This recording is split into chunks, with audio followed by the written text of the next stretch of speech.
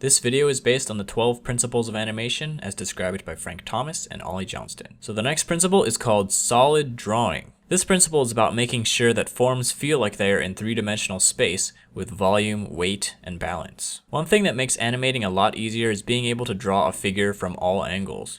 This requires knowledge of three-dimensional drawing. For example, when drawing a line on a sphere, it must follow the contour of the sphere's surface.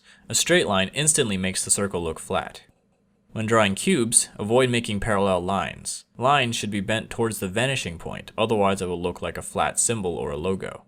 When doing a rough pass of the character, use basic solid shapes like spheres, cubes, and cylinders to construct the character, instead of circles, squares, and rectangles. This will help you be mindful of the space they're in. Another thing you can do is draw perspective lines on the ground to keep track of their distance from the camera, so that you can know when to draw them bigger or smaller. When moving on to the clean line version of your character, be very mindful of overlap, and try to include it whenever possible. Without overlap, everything appears to be on the same plane, but just adding a single line here and there can define where surfaces come out and where they recede. Another thing to note when doing lines is to avoid symmetry. Symmetrical lines look flat. Try to pair a straight line with a curved line, or offset two curved lines, so it looks more natural and dynamic. The principle of solid drawing applies to 3D animation as well, in regards to portraying weight and balance in the pose of a character. For example, avoid what's called twinning, which happens when the arms and legs and other paired features are doing the exact same thing. This is a known affliction that animators have to make a conscious effort to avoid. Instead, lean it over to one side, or put one hand on the hips,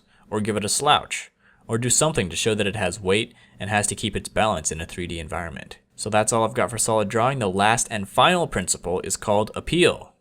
Thanks for watching, and I'll see you in the last video.